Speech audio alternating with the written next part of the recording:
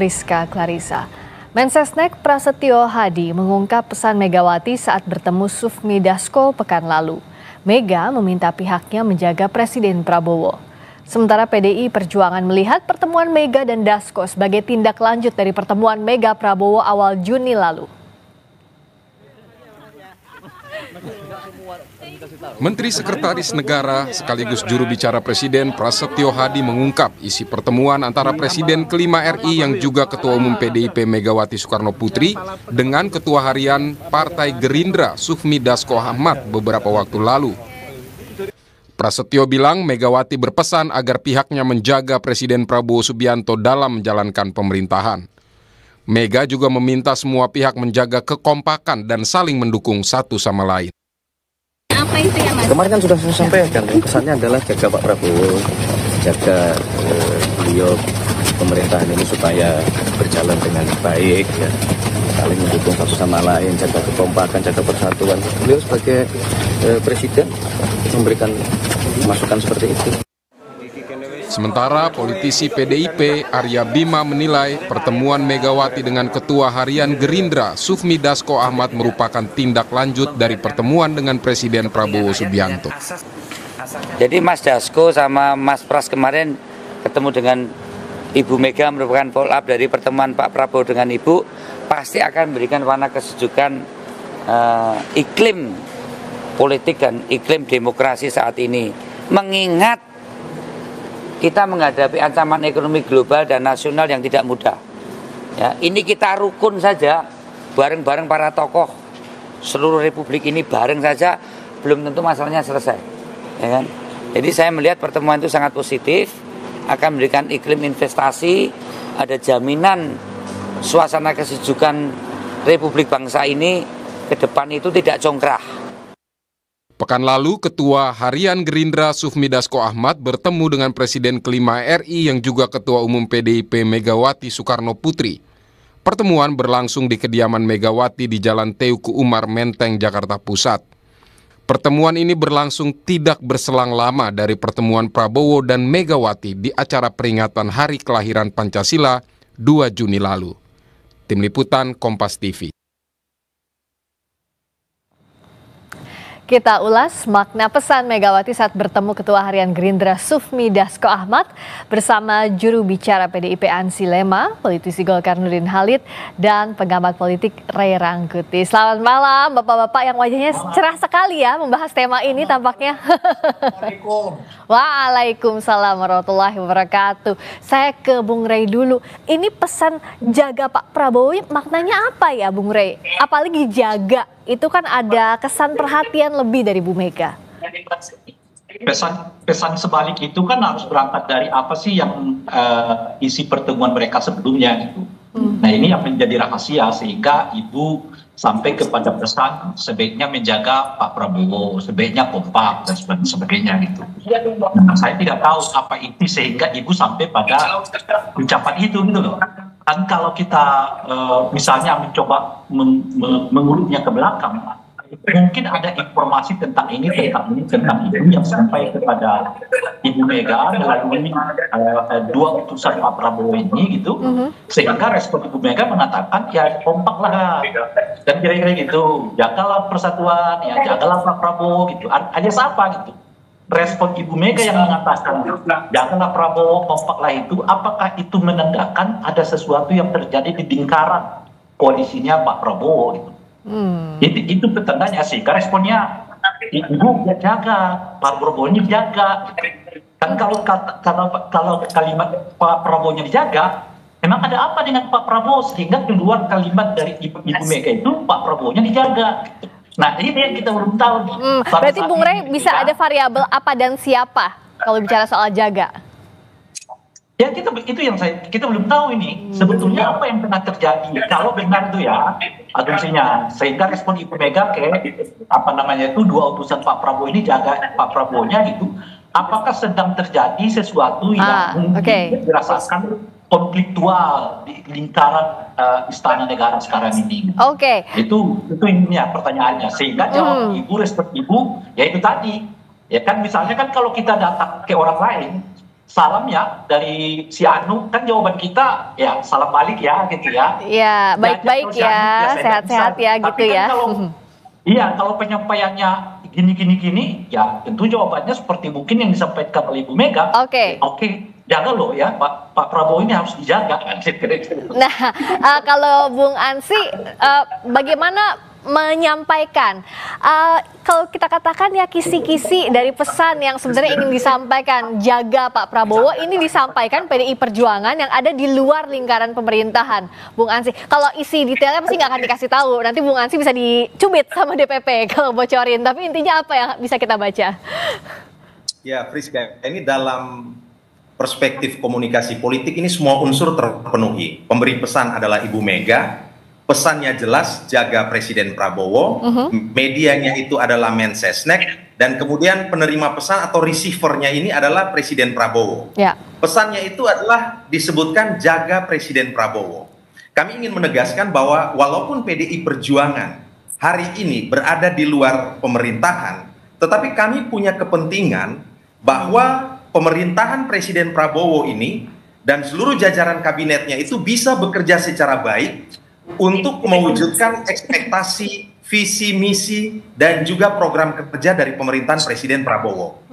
Kami walaupun berada di luar kekuasaan, tentu memainkan peran checks and balances untuk memastikan bahwa kita secara bersama-sama itu bergotong royong bisa membangun bangsa ini. Karena itu kalau ditanya, apa sesungguhnya pesan dari Ibu Mega? Ya pesan dari Ibu Mega adalah jaga Presiden Prabowo, agar iklim kerja kondusif, agar Presiden Prabowo bisa menjalankan tugas dengan baik, mewujudkan visi, misi, dan orientasi program kerja serta kebijakan-kebijakannya itu dilakukan secara baik. Ilustrasi sederhananya begini, Presiden Prabowo ini adalah seorang leader, ibarat konduktor yang memimpin sebuah orkestrasi, dan sebagai konduktor tentu leader ini harus bisa memainkan peran memimpin semua yang mereka termasuk di dalamnya ini bekerja dengan baik. Maka ada 3 unsur penting yang harusnya bisa diwujudkan oleh Presiden Prabowo dan kabinetnya. Jaga Presiden Prabowo, yang pertama adalah jaga soliditas kabinet dan pemerintahan ini. Hari ini kita sudah masuk dalam era baru. New era has already come. Presidennya namanya Presiden Prabowo Subianto. Maka yang namanya menteri, para pembantu presiden itu harus betul-betul menunjukkan loyalitas mutlak kepada Presiden Prabowo Subianto. Tidak boleh ada loyalitas ganda atau loyalitas yang lain. Loyalitas ini juga membutuhkan yang namanya soliditas, kekompakan dari jajaran kabinet ini. Betul-betul soliditas, betul-betul kompak, betul-betul guyup, betul-betul pejal ya konteks kabinet ini. Dan kalau loyalitasnya ada, soliditasnya bisa dijaga, maka efektivitas kerja untuk mewujudkan visi ya, dalam aksi implementasinya itu bisa akan menjadi lebih baik. Jadi pesan yang sebenarnya adalah bahwa jaga Presiden Prabowo berarti jaga visi beliau dalam implementasi kerja di lapangan. Jadi jaga visi, loyalitas, dan soliditas. Pak Nurdin, Bang Nurdin, emangnya ada tanda-tanda tidak loyalnya para menteri misalnya di kabinet ataupun tidak solidnya kabinet sehingga harus ada pernyataan Bu Mega yang mengatakan jaga Pak Prabowo? Saya kira bangsa kita bangsa yang besar, ya, kita menghadapi berbagai tantangan, baik tantangan dalam negeri maupun tantangan itu, maka persatuan dan kesesuaian itu adalah salah satu faktor kunci dalam proses berbangsa, bernegara, masyarakat. Maka semakin sering para pemimpin bisa bertemu, baik silaturahmi politik maupun silaturahmi lainnya, itu harus semakin bagus. Nah, pertemuan antara Pak Dasko dengan Ibu Mega itu memberikan pesan positif dalam proses demokrasi kita, memberikan pesan positif dalam proses berbangsa, bermasyarakat, dan bernegara.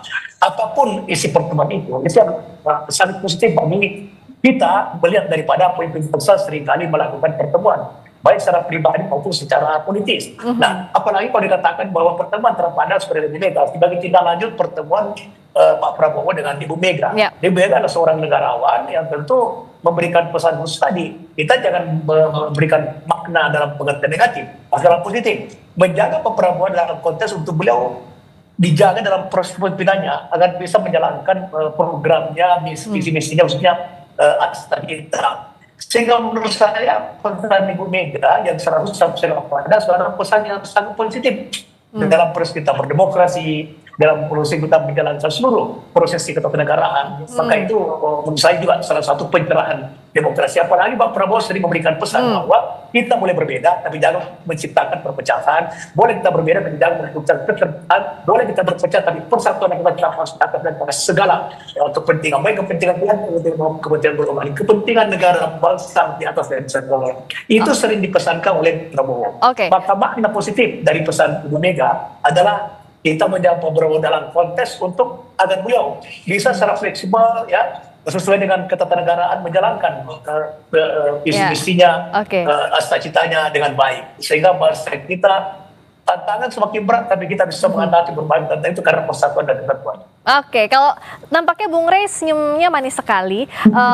Bagaimana memaknai tadi? Ini makna positif untuk Pak Prabowo menjalankan visinya. Tapi tadi juga pernyataan Bung Ansy dari PDIP yang mengatakan bahwa jangan ada loyalitas ganda dan harus solid di dalam. Bagaimana membaca ini? Jadi sebetulnya pernyataan Bung Ansy itu memberi sedikit clue lah ya tentang apa yang terjadi di dalam perbincangan antara Ibu Mega dengan dua utusan Pak Prabowo. Gitu. Apa itu clue? Arah mana, Bang Rey? Kalau Bang Rey kan boleh bebas ngomong, kalau Bung Ansy masih ditahan-tahan nih, nggak boleh dibocorin. Kalau Bang Rey membacanya gimana?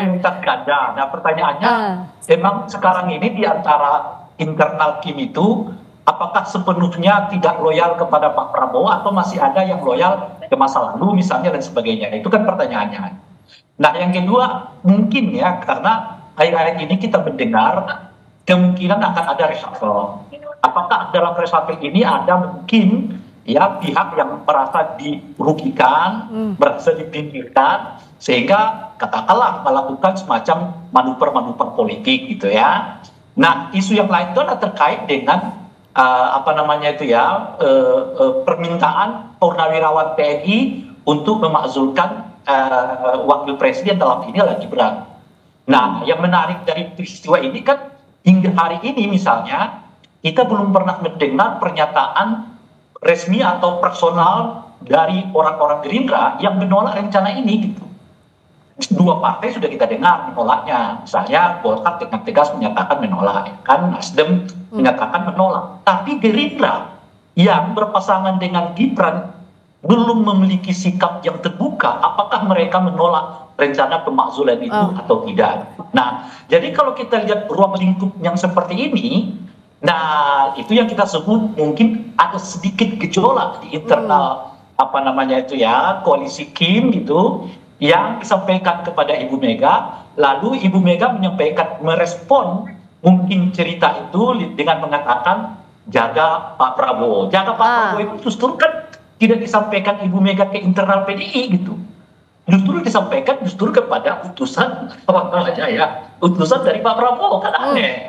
Kalau sekiranya Pak Ibu Mega mengatakan kepada seluruh kader PDI kita tetap menjaga Pak Prabowo, artinya itu kan ke dalam. Ini justru pesannya kepada orang yang datang ya kan ke Ibu Mega yang membawa pesan dari Pak Prabowo. Respon baliknya adalah jaga Pak Prabowo. Jadi jaga itu ditujukan kepada internal di dalam Pak Prabowo, bukan orang di luar gitu loh.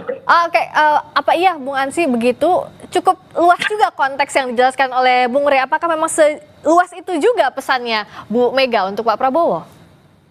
Ya, pesan itu kan berangkat dari perhatian dan kepedulian. Kami juga melihat bahwa Presiden Prabowo ini harus betul-betul bekerja dan berhasil dalam memimpin kabinetnya. Maka itu kabinet yang bisa bekerja efektif itu kan dasar yang paling utama itu kan betul-betul harus menunjukkan loyalitas kepada Presiden. Loyalitas dalam visi, dan juga dalam aksi implementasi, kan begitu. Artinya para pembantu Presiden, para menteri yang sudah disumpah itu juga harus bekerja betul-betul berdasarkan visi misi arah dan orientasi kerja dari Presiden Prabowo Subianto. Karena apa? Karena ini merupakan modal dasar, modal yang utama. Kalau seandainya loyalitas ini bisa terbentuk, maka akan terbangun sebuah iklim yang kondusif secara internal dari kabinet atau pemerintahan ini untuk bisa bekerja. Dan kami atau Ibu Mega, PDI Perjuangan, berharap bahwa para pembantu presiden, para menteri, ini betul-betul bekerja secara cerdas, bekerja keras, bekerja ikhlas, untuk betul-betul mendukung kerja Presiden Prabowo Subianto mensukseskan agenda-agenda pembangunan nasional. Karena beberapa waktu lalu sebenarnya Presiden Prabowo pun juga pernah di momen Lebaran itu pernah menyampaikan pesan kepada Cak Imin, ya, ketika itu yang mengumpulkan sejumlah menteri, beliau menyampaikan rapatkan barisan. Ya, sebenarnya apa yang disampaikan oleh Ibu Mega dan PDI Perjuangan, kami ingin hanya memperkuat hal itu. Kami ingin melihat bahwa kalau kami yang berada di luar kekuasaan ingin memastikan bahwa Presiden Prabowo itu bekerja efektif dan kemudian berhasil, apalagi para pembantunya, kabinetnya, partai-partai yang berada dalam tapi koalisi PDI Perjuangan tetap tidak mau masuk ke lingkaran kekuasaan. Pilihan politik untuk berada di dalam atau di luar secara definitif itu baru akan kami tentukan pada saat Kongres mendatang. Tetapi sampai detik ini posisi PDI Perjuangan itu berada di luar kekuasaan, memainkan peran sebagai mitra kritis, mitra, berpartner, mengembangkan politik komunikasi terbuka, silaturahmi, tetapi tetap bisa memberikan kritik-kritik konstruktif, tentu dengan pendasaran ilmiah, dengan rasionalitas politik, didukung dengan fakta dan juga data-data yang valid dan akurat. Itu kira-kira pilihan politik PDI sampai detik ini. Nah, kalau Bang Nurdin, sebenarnya kalau di internal koalisi ada yang nggak solid terhadap Pak Prabowo atau ada keterbelahan nggak sih di sana? Ya, kalau dalam selama ini kita bisa lihat ya bahwa Pak Prabowo pidato terakhir ketika sidang paripurna kabinet menyatakan mengucapkan terima kasih kepada menterinya atas prestasi yang didapat dalam 100 hari di kepemimpinan Presiden Prabowo. Dengan ucapan terima kasih dan penghargaan tersebut itu pertanda bahwa tidak ada keretakan sama sekali, tidak ada perbedaan yang mendasar. Ya, kalau ada perbedaan, ini perbedaan dalam konteks pekerjaan, tapi bukan perbedaan dalam konteks politik. Ya. Dan perbedaan itu kemudian tidak berujung kepada adanya keterbelahan. Nah, oleh karena itu, kalau kita lihat kinerja para menteri sekarang atas pernyataan Bapak Presiden, itu pertanda bahwa terjadi soliditas kekompakan luar biasa oleh para menteri, para pembantu presiden. Nah, secara politik sama sekali kita tidak melihat bahwa ada sesuatu yang membuat kita bisa curiga atau bisa menyatakan bahwa ada keretakan atau ada yang tidak loyal. Persoalan misalnya ada menteri, ya ini kan kita bisa menerjemahkan, menafsirkan adanya beberapa menteri yang datang bertemu Pak Jokowi di Solo. Itu sebenarnya bagian daripada di mana beliau adalah seorang pemimpin presiden 2 periode, tidak lebih daripada sebuah penghargaan terhadap pemimpin masa lalu. Bukan dalam konteks bahwa dia menciptakan loyal ganda, sama sekali tidak ada, khususnya dari Partai Golkar. Menteri-menteri Golkar itu sangat solid dan apapun, jangankan menterinya, seluruh kader pusat Golkar telah diserahkan oleh Pak Bahlil bahwa kita harus solid mendukung apapun yang menjadi program Pak Prabowo dalam konteks untuk meningkatkan posisi bangsa kita di masa depan. Oke, saya minta singkat-singkat dari Bapak-Bapak, dari Bung Ansi dulu.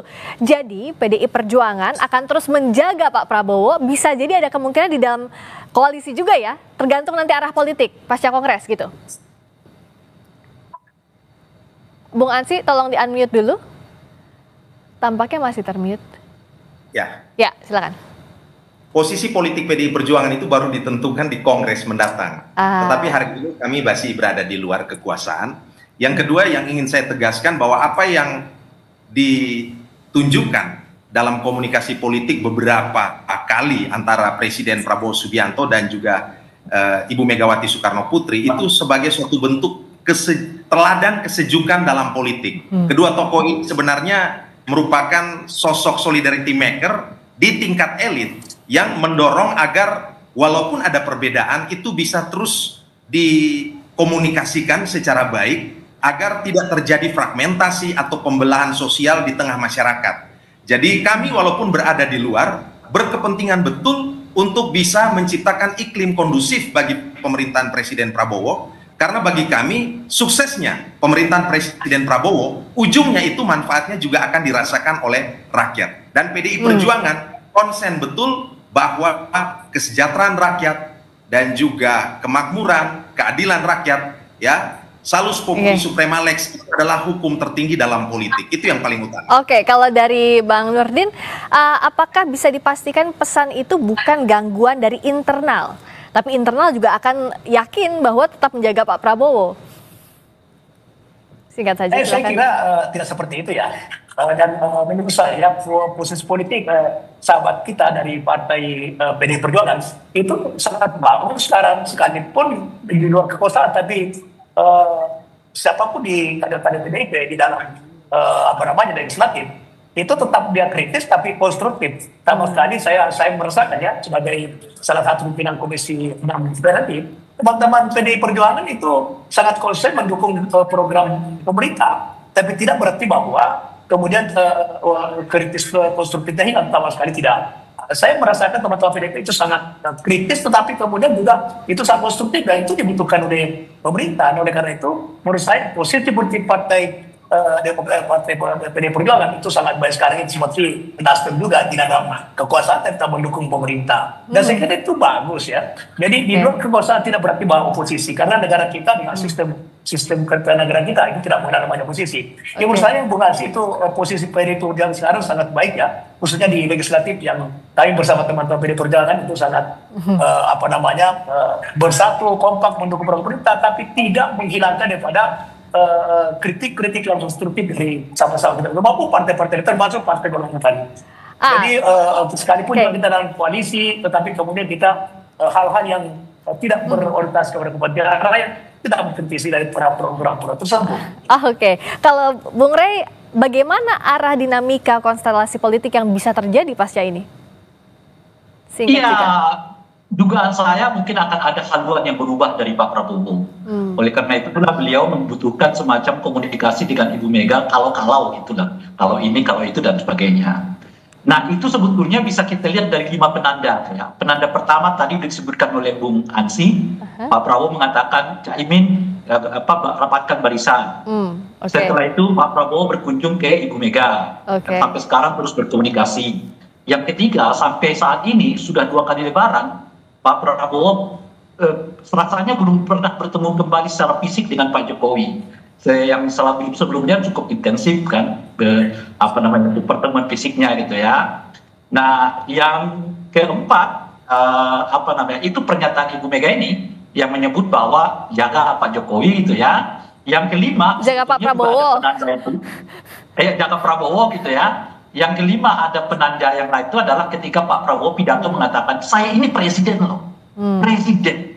Nah kayaknya ada haluan yang akan berubah di masa yang akan datang yang membutuhkan support dari banyak kelompok politik yang boleh jadi di lingkungan internalnya ya tidak terlalu direspon dengan positif gitu. Apakah arah angin akan mengubah haluan politik kapal besar yang ada di bawah naungan nakoda Pak Prabowo?